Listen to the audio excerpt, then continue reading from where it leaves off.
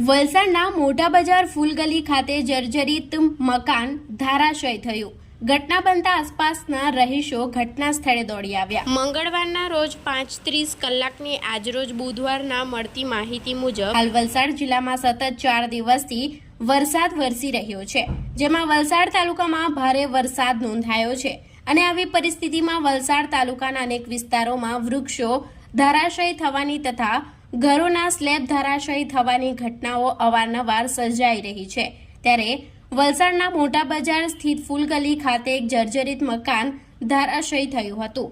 જોકે આ ઘટના બનતાની સાથે જ આસપાસના સ્થાનિક રહીશો ઘટના સ્થળે દોડી આવ્યા હતા અને બનાવને પગલે ઘટનાની જાણ વલસાડ નગરપાલિકાની ટીમને કરી હતી।